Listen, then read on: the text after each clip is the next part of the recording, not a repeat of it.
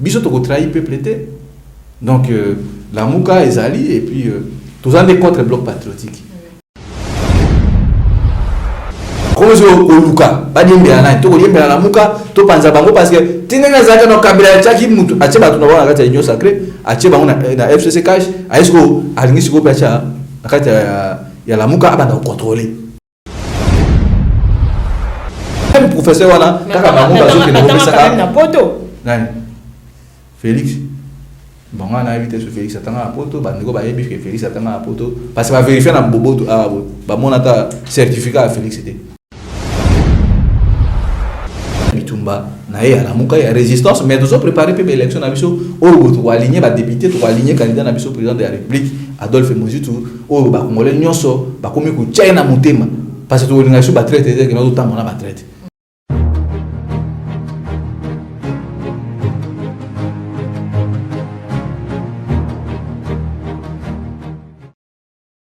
Avant info télévision, on a passé binomboté. Mboté na ba union so ba mesana ko sala biso confiance parce que vous informer c'est notre devoir hein. Ya on a lingaka mingi ko satisfaire bino na ba information o ezalaka ya sur pe ya malonga parce que na musala yo biso to zalaka ba sali bino nde bozalaka ba chef na biso to zalaka na obligation ya komemela bino ba actualité ya sûr hein lelo to ye na numéro ya sika elongo na mwana mboka Bruno Mimbenga na ye tozo beta lisolo kaka o etali politique ya mboka na biso Congo à éclaircir biso na ba makambo ebele o ezoleka na kati ya République démocratique du Congo invité na biso aza déjà na plateau to ambio to pesi mbote papa mbote mengi mama Vanessa bonne santé oui santé ça bien angola ça ndeka au mona malgré pour bouger l'équipe comme tout ça malgré ba problème ya RDC.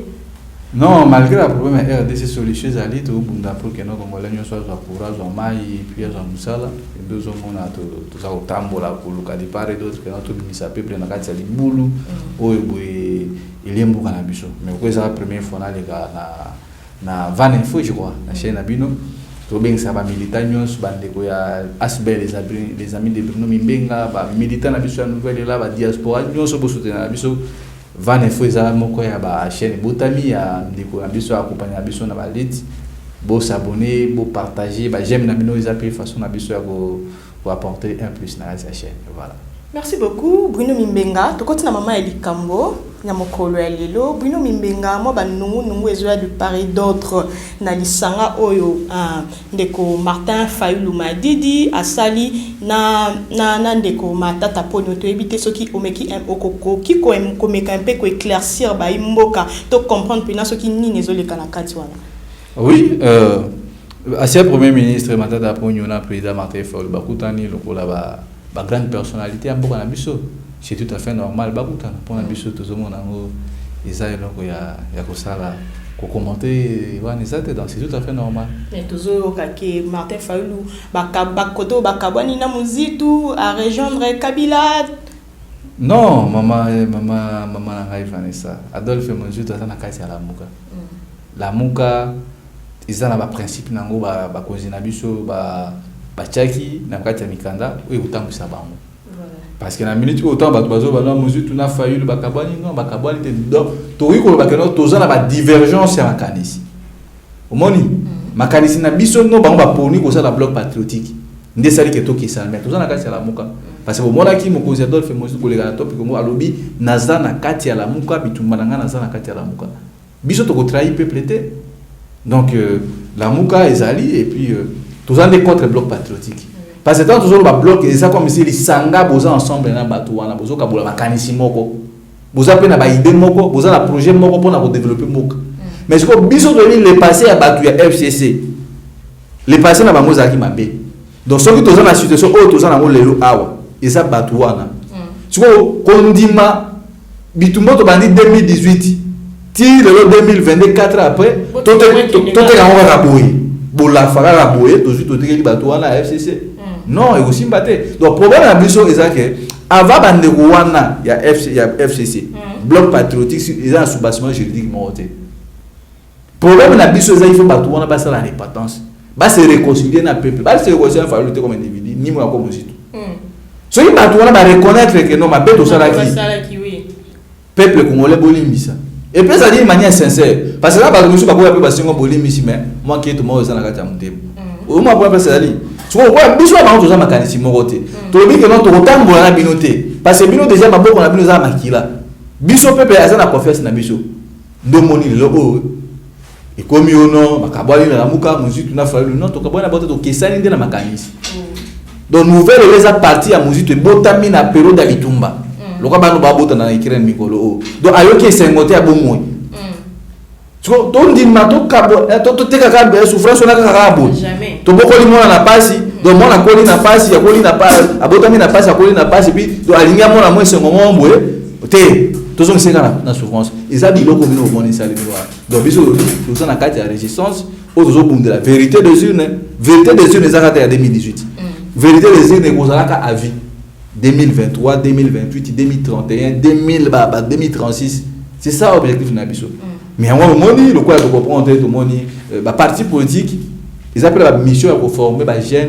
ba communicateur ba cadre à lobby tant to le canete to le ba kamaka mboka eno ko finga bato parce que moi ba jeune wana ba limbo nga bato kinga kati tellement comme bona mongo bazo ba lelo ko sa te ba komi ko finga Adolphe Mozitu mais nena zo bisabino lelo a vérité bimi mo kinga kati bali a pamba te moi na biso le a fa musala parce que ça musala te tango zo ba kuna bodo komi il faut kudana ngando oh omani donc non ba jeune wana ba leba mongo bato kinga kati bazo obligé à kondimisa peuple loko za mabe biso so to ta sa peuple non omoni bloc patriotique mokolo bloc patriotique wana za kabila na Moïse Katumbi ndele lo ko bato société civile balongo ya ba bengo no Bruno Ebisa Adolphe Mozitu ali mbisa biso ngabite bo luka peuple bo kosenga e pardon parce que tant biso bana benga bino matoyi bo ngakite donc vous voyez que non Adolphe Mozitu aza visionnaire Adolphe Mozitu ayebi bato wana et le but est de Mozitu travailler na Kabila ndeza ki na esprit ya Kabila non Mozitu a travaillé na Kabila mais au moins qui différence na isale linaye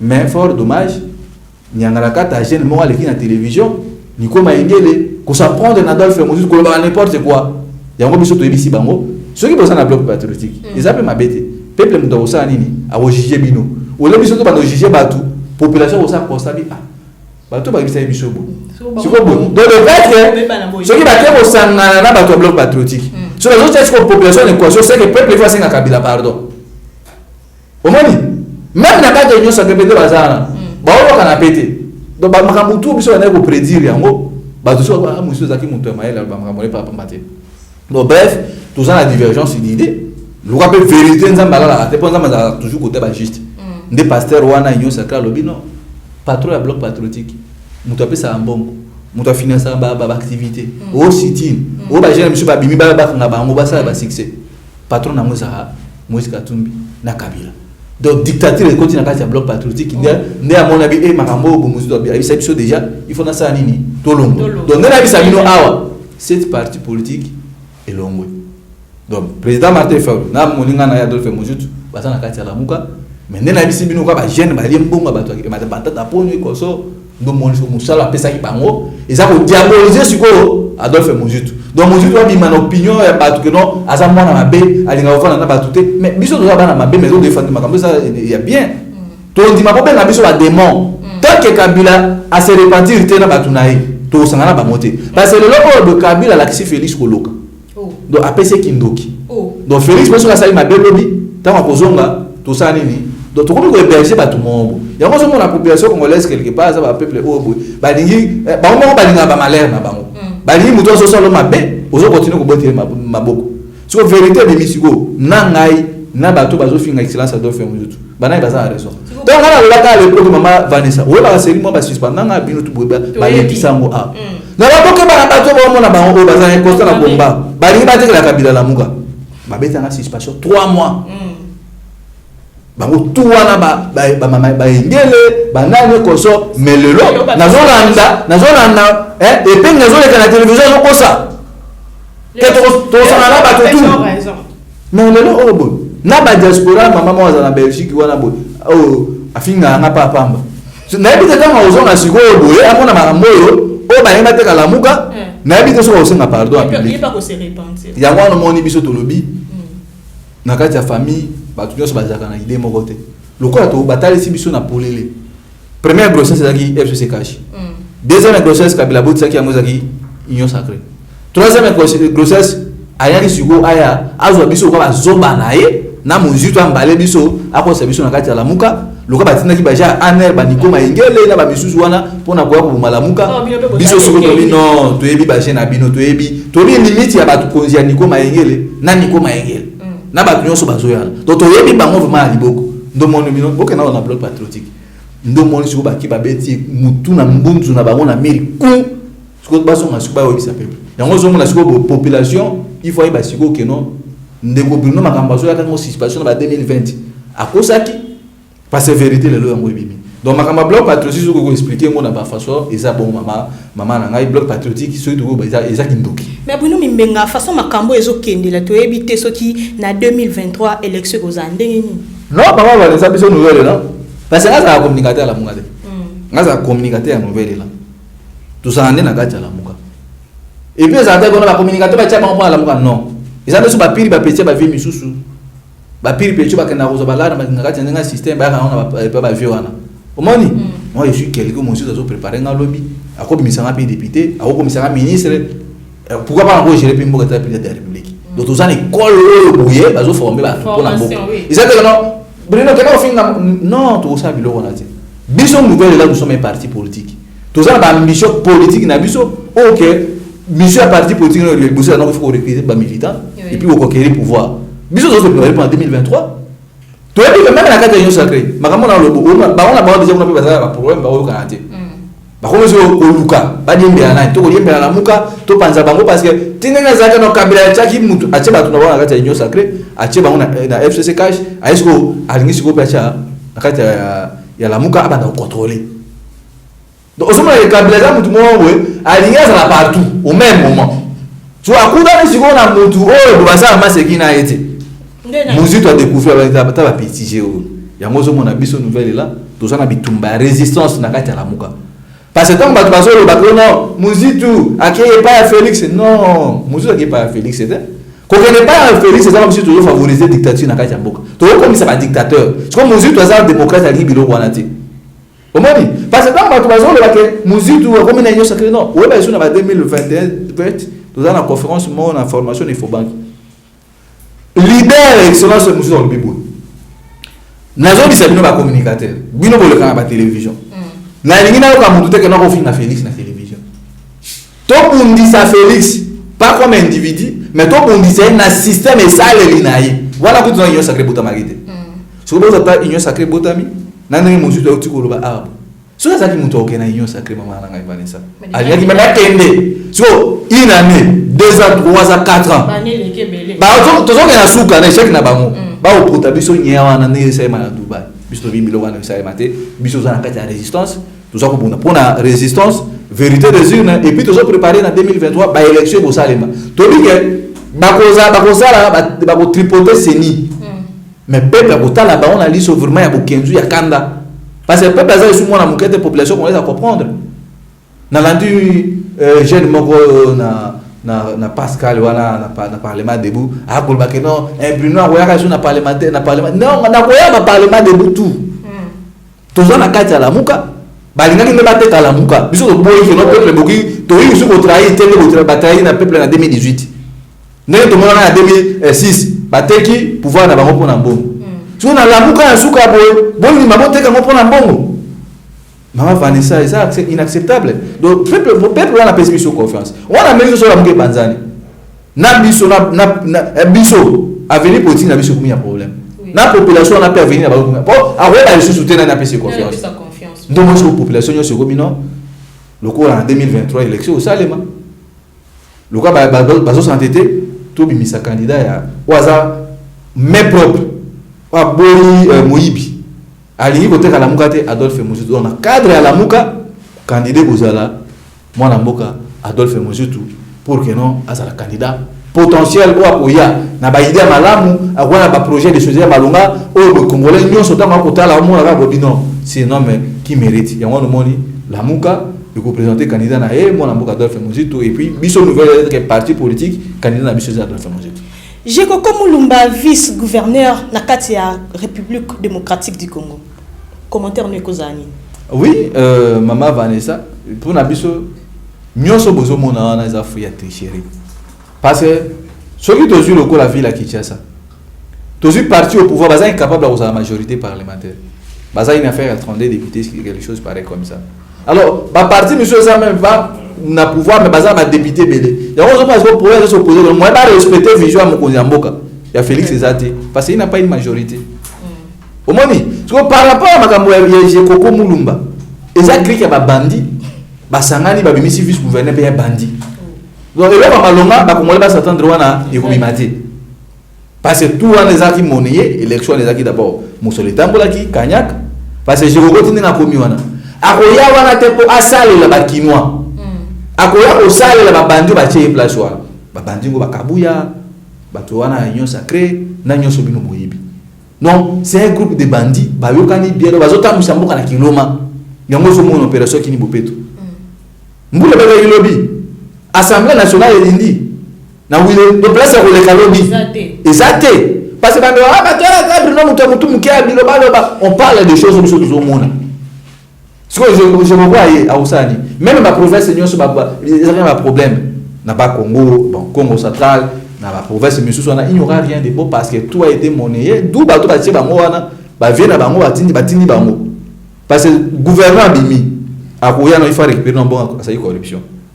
ndito mona l'assemblée provinciale qui tient ça ou là même ça gouverneur aya ba motion ba ça la gaé aya katé parce que l'assemblée provinciale a tient on approche il y a moi ce que je sais dans le peuple congolais ata la batu obo a sanctionné bango à l'immédiat en 2023 ben on a proposé que l'élection même pas gouverneur et le mona suffrage indirect comme non peuple est comment voter parce que ce que toujours continuer à boire mbokezo que ne mabe on avait cru que non n'avènement à Félix bien même n'enga il pose pouvoir wana la lenga mabe il a l'air au moins faire quelque chose de bon que non peuple quand même s'anime à respirer à souffle tellement Félix yepé na kati na il n'est pas un démocrate ndozo mona surtout dans le doit le 17 mai fait entrer à AFDEL mais cette journée au défaut le mona kati ya parmi ba journée férié payé na mo na biso parce que musée azam tu a comme si biso na situation oyo mais oui, Mobutu a dit ça comme tu m'as chassé par les armes.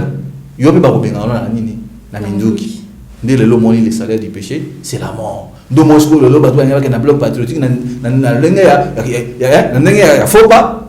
Liwa politique na bango et monani. Parce que tant que on a passé lek na triomphal to trahir peuple té. Muto ko trahir peuple.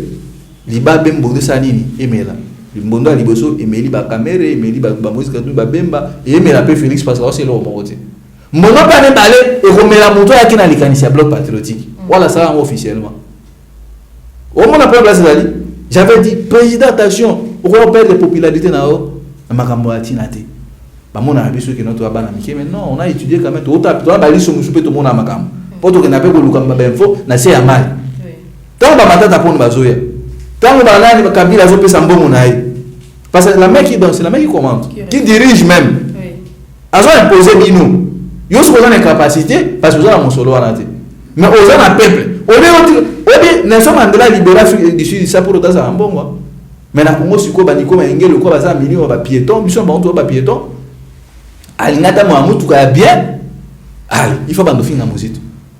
Siko tout suivi. Aux gens non politiquement ba toi na ba ka no kufa. Ya on moni na politique. Il faut, tant que nous avons il faut persévérer. Abakou Kalobi rester là. Bénédiction et oya. Mais pas politique. Pas politique congolais. Ils ont manqué éthique nani demandé ni. Ba bisika auto lekeli. Bisu tant toujours on a pas mal à manger. Tel père tel fils. Tous ont idéologie à père. Parcours politique à manger ça qui n'est. Parce que Lumumba Palu Kisenga de l'obo c'est ça constance patience na vie futaka dans la place bani comme ngé ba soki qu'on a mis sur une opinion publique ba mi ridicule donc moi j'étais à féliciter notre leader tous en résistance et puis tous ont préparé l'élection en 2023 au biso la muka représenter candidat na biso moi na mboka Adolphe Majuto. Et tant que jeune congolais kofanda boye kotala ba ninga na yo ba congolais ba jeune locaux là yo baza désespéré na éviter ceux qui conseillent nous couper ça bango. Non, bah jeune baza des espoirs non, moi aussi je suis jeune. Nous devons se battre pour la libération mboka na biso. Soto bundité bato misu ba bunda place na biso te.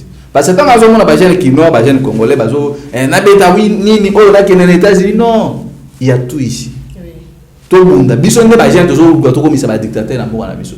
Donc quelque part, moi je pense que non, ils ont haute trahison na part na biso ba jeune.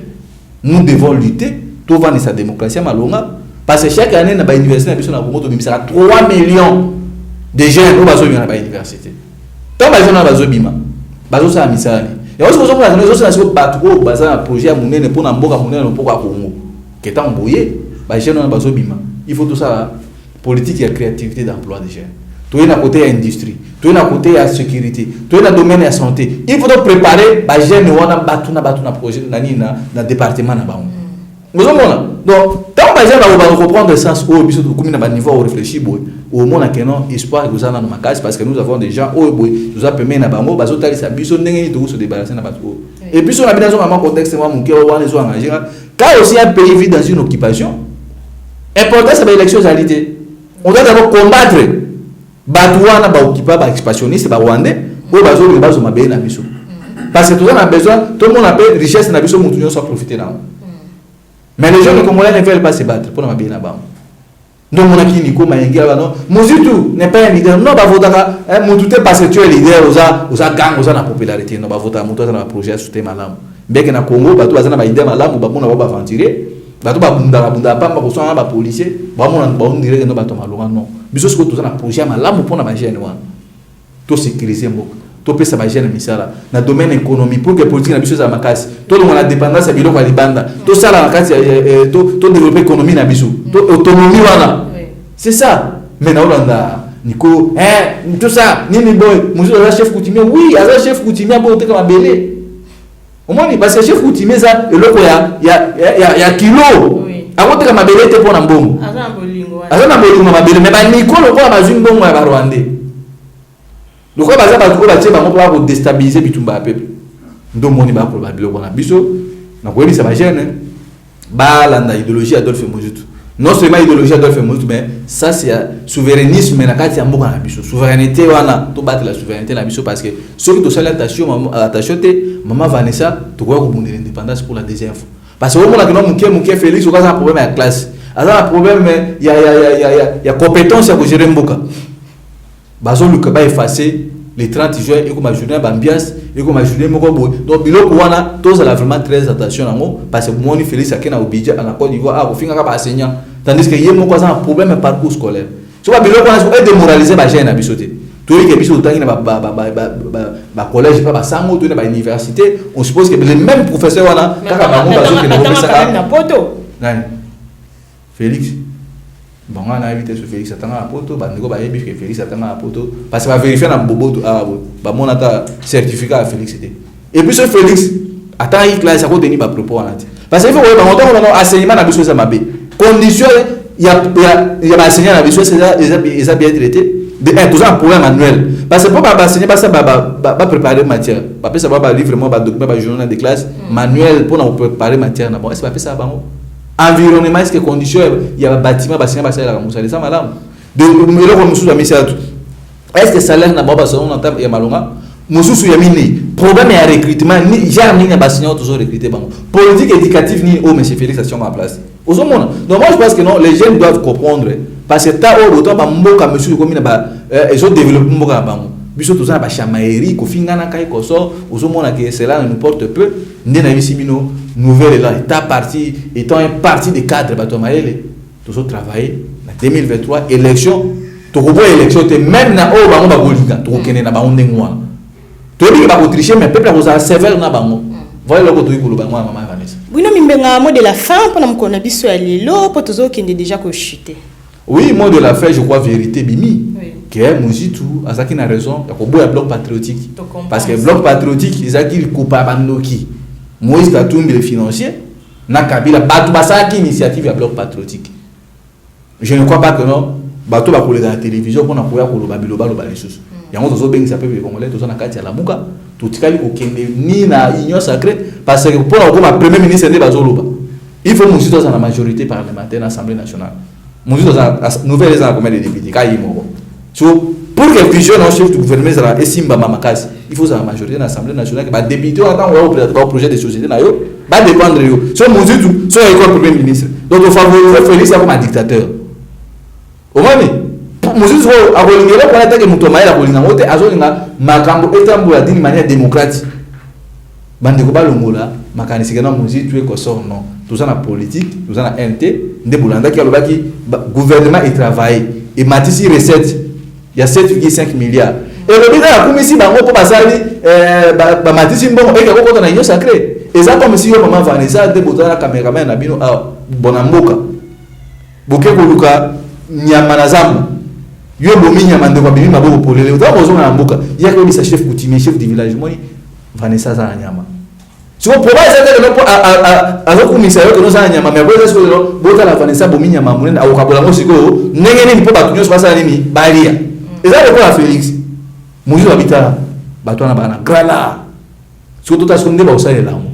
Il faut passer à l'amour, tout le monde va tomber en zéla, va tomber à l'école, va au hôpital, va foutre, va fonctionner. Ce qui va s'aller, c'est qu'on l'a ouanaté. Et ça, les personnes qui font la population, c'est pas Ibimbo. Mais bande de Koloko, dans la classe politique, pourri, médiocre. Nous sommes là. Nous sommes là. Nous sommes là. Pour bailler que nous sommes là. Il y a principe. Andimi Atika.